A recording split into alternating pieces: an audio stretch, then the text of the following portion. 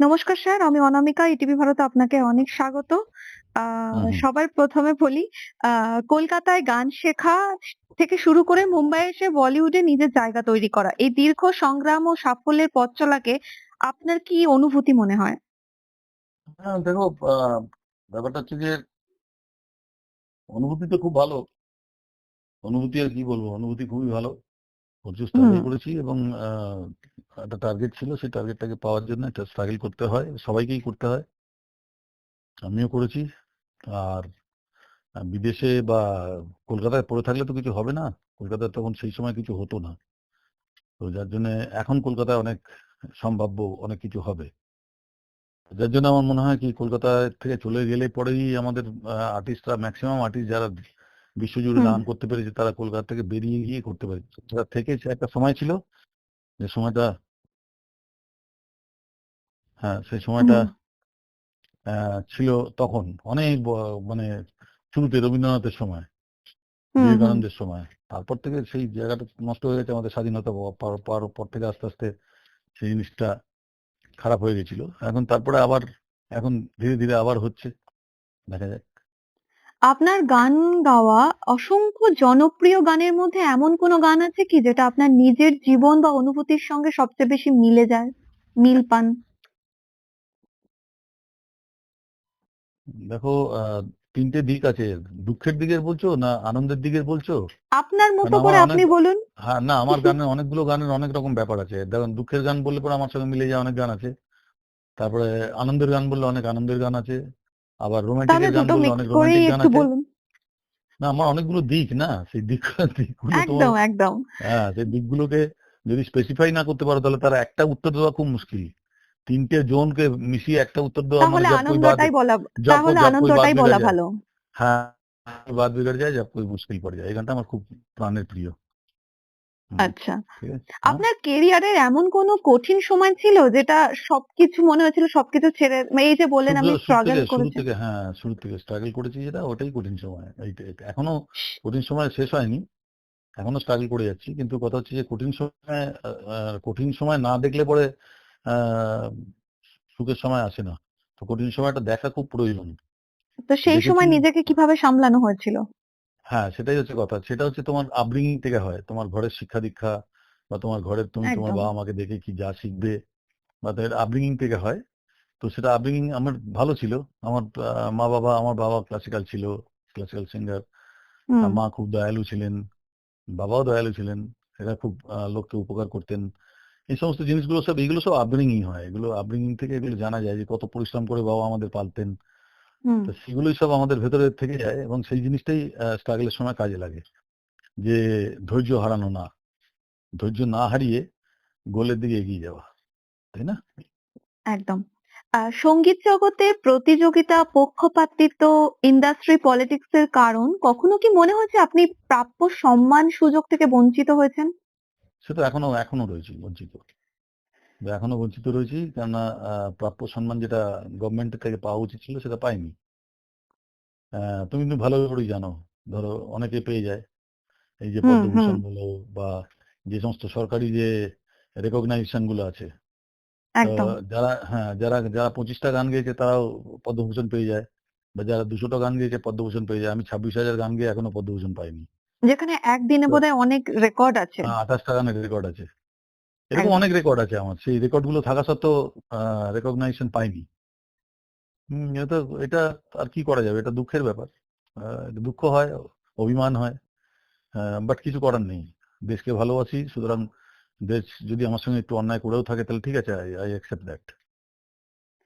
Alka Yagnik ma'am, Udit Narayan স্যারের সঙ্গে আপনার জুটি আজও শ্রোতাদের মনে কিন্তু একটা দাগ কাটে। সেই সোনালী সময়ের কোনো বিশেষ স্মৃতি আজও কি আপনাকে নস্টালজিক করে তোলে? সোনালী সময়ের, দেখো, এই সোনালী সময় মানে কি, এই কোশ্চেনটার আবার উত্তর খুঁজে পাচ্ছি না। হ্যাঁ, তোমার কোশ্চেন গুলোর মধ্যে কোনো উত্তর খুঁজে পাচ্ছি না।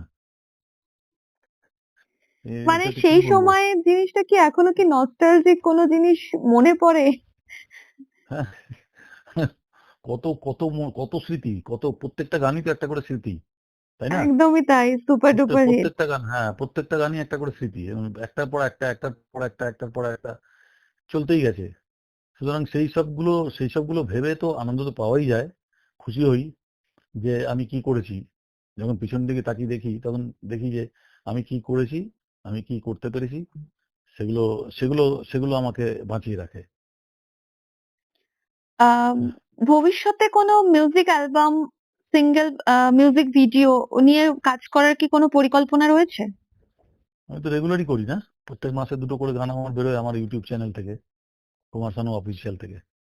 প্রত্যেক মাসেই দুটো করে নতুন নতুন গান, 90s ফ্লেভারের গান আমার বেরোয়, এবং তাতে ভিডিও করি প্লাস সবকিছু করি। এটা করছো লাস্ট 40 বছর ধরে তাই চলে আসছে না, এখনো চলছে। এখন যারা নতুন প্রজন্মের গায়ক গায়িকারা আসছেন তাদের হ্যাঁ, সঙ্গে গান গাওয়ার অভিজ্ঞতাটা কেমন? আপনি কি মনে করেন খুব বাংলা ভালো, গান খুব ভালো। বর্তমানে সঠিক দিকেই এগোচ্ছে? না, বাংলা গান সঠিক দিকে এগোচ্ছে না, ডেফিনেটলি নট। তাহলে পরে বাংলা গান সুপার ডুপার হিট হতো, সেই বাংলা গান সুপার ডুপার হিট হয় না। হয় না তার একটাই কারণ যে তার মানে সঠিক দিকে নেই। আমরা যে হিটগুলো দেখেছি চোখ দিয়ে, এই যেমন প্রিয়তমা মনে রেখো বা হুম হুম অন্যান্য হুম ছবির হুম গান, বলিদান হুম বা বিয়ের ফুল, এই সমস্ত হুম। ছবিগুলোর যে গানগুলো যেরকম ভাবে হিট হতো, সেরকম ভাবে হিট তো কিছু হয় না, না। আর জোর করে হিট করে দেওয়া সে আর কি, সে তো এখন তো চল শুরু হয়ে গেছে, আর কিছু করার নেই। বর্তমানে পুরোনো গানের রিমেক বা রিক্রিয়েশন এর প্রবণতা কিন্তু খুব বেশি দেখা যাচ্ছে। এই বিষয়টাকে হুম। আপনি কিভাবে দেখেন? ভালো, এটা খুব ভালো জিনিস।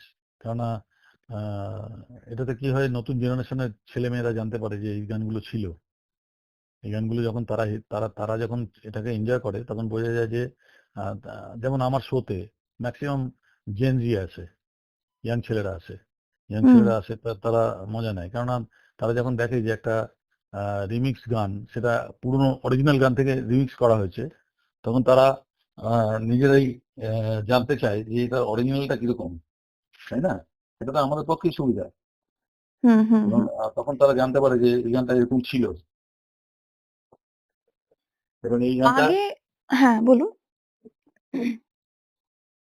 হ্যালো। এই গানটা এত পপুলার হয়েছিল, তার কারণটা কি, সেটা জানবার জন্য ওরা তখন খুঁজে বার করে গানগুলো, হ্যাঁ না? আগে ক্যাসেট বা রেডিওর একটা যুগ ছিল। এখন হুম। সবকিছু যেন ডিজিটাল সোশ্যাল মিডিয়ার উপর নির্ভর করে। এই পরিবর্তনকে আপনি কিভাবে দেখেন? খুব ভালো, টেকনিক্যালি আমরা এগিয়ে গেছি অনেক, ওটা তো দরকারই আছে। টেকনিক্যালি এগিয়ে যাওয়াটা দরকার সব সময়। এবং তার সঙ্গে সঙ্গে কি বলতো, ওই টেকনিক্যালি এগিয়ে গেলে পরে তার কিছু ভালো দিক থাকে, আর কিছু খারাপ দিক থাকে। তো খারাপ হুম। দিকটা আমাদের খুব বেশি প্রচলিত হয়ে উঠেছে, খারাপ দিকটা।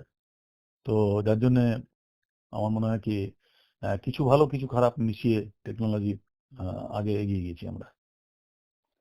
অনেকটা সময় সঙ্গীত জগতের সঙ্গে থেকে কেরিয়ারের এমন কোনো ইচ্ছা বা স্বপ্ন আছে কি যেটা এখনো পূরণ হয়নি? আপনি চান না, নতুন আমার করে? আমার স্বপ্ন পূরণ হয়েছে। আমার যতটা আমি ভাবিনি তার থেকে বেশি পেয়েছি, সেদিক থেকে আমি অনেক লাকি। এবং আমার স্বপ্ন পূরণের মধ্যে অনেকগুলো জিনিস আছে, যেমন গরিবদের স্কুল করা, এই সমস্ত জিনিসগুলো। আমি যেমন 4টে স্কুল করা আছে আমার, ভারতবর্ষে এখন 4টে স্কুল আছে আমার। তাতে গরিব বাচ্চারা যারা পয়সা দিয়ে পড়তে পারে না, তারা বিনা পয়সায় পড়ে। এবং এই ধরনের আচ্ছা। সমস্ত যে স্বপ্নগুলো, সেগুলো সব আমার পূরণ হচ্ছে একটু একটু করে। আহ, এবং আমি তাতে খুশি। এবার যদি একটু অন্যরকম প্রশ্ন করি যে কুমার শানু যদি সঙ্গীত শিল্পী হিসাবে না হতেন তাহলে আজকে কি প্রফেশনটাকে কি হিসাবে দেখতেন? অভিধান আজকে হয়তো কি? আমি তবলা তবলা প্লেয়ার হতাম, বা কোনো ইনস্ট্রুমেন্ট প্লেয়ার হতাম। আপনার মতে একজন ভালো গায়কের গুরুত্বপূর্ণ গুণ কি থাকতে পারে? খালি গান গাইলেই হবে না, হিউম্যান বিংও তোমাকে ভালো হতে হবে, তারপরেই তোমার গানের মধ্যে সেটা প্রস্ফুটিত হয়। হ্যাঁ, তোমার দিল খুব ভালো হওয়া দরকার আছে, খুব বড় মনের হওয়া দরকার আছে। তারপরে বড়দের শ্রদ্ধা করার দরকার আছে, বড়দের সম্মান দেওয়ার ব্যাপার আছে। তারপরে একদম। তোমার এই সমস্ত কতগুলো জিনিস আছে যেগুলোকে এর সঙ্গে কাউন্ট করা হয়। এই খালি গান গাইলেই হয় না, তার সঙ্গে সমস্ত দিকে নজর রাখতে হয়। দেশে কি হচ্ছে, দেশের জন্য একটু হলেও কিছু করতে পারলে সেটাও মনে হয় যেন আমার গানের সঙ্গে সঙ্গে সেটাও আমি করেছি। এবং সেটা খুব দরকার, যে একটু হলেও দেশের জন্য ভাবা, তাই না? গান গাওয়ার বাইরে কিভাবে সময় কাটাতে ভালো লাগে আরকি? বন্ধু-বান্ধবদের সঙ্গে আমি যখন কলকাতায় যাই তখন আমার পুরনো বন্ধু-বান্ধবদের ডেকে নিই। সবাইকে নিয়ে মজা করি। এটা একটা ভাল লাগে। আর বাড়িতে যখন থাকি হয়তো যখন সন্ধ্যাবেলা পরে কাজ আমি সন্ধ্যাবেলা পরে খুব একটা কাজ করি না। যা কিছু আমার কাজ সব দিনের বেলা। রেকর্ডিং বলো, যা কিছু বলো সব দিনের বেলা করি। তো সন্ধ্যাবেলার পর থেকে আমি টিভি দেখতে ভালোবাসি বা কোনো সাউথ ইন্ডিয়ান ছবি দেখতে ভালোবাসি। এগুলো আমার নিজের শখের ব্যাপার। বাংলা ও হিন্দি কোন ভাষার গান গাইতে আপনি বেশি স্বাচ্ছন্দ্য বোধ করেন? ন্যাচারালি বাংলা হবে না? কেননা বাংলা ভাষা একদম। আমার বাংলা ভাষা হচ্ছে আমার ভাষা, আমার মাতৃভাষা। সুতরাং বাংলাতে যদি গান হয় তাহলে ন্যাচারালি সেটা গাইতে অনেক আ সুন্দর অনুভূতি হয়। আর ভবিষ্যতে নতুন প্রজন্মের কোন শিল্পীর সঙ্গে কি ডুয়েট করার ইচ্ছা আছে? আমি কদিন আগেই করেছি একটা কিং বলে একটা ছেলের সঙ্গে করেছি। কিং নাম শুনেছো? কিং হ্যাঁ, হ্যাঁ, হ্যাঁ। কিং এর নাম শুনেছো তো? কিং এর সঙ্গে আমার একটা খুব ভালো গান বেরিয়েছিল এবং সেটা খুব ভালো পপুলার হয়েছে। আচ্ছা। সেই গানটা হ্যাঁ, মজা প্যার কা। Thank you so much. Okay, অনেক বাই। ধন্যবাদ।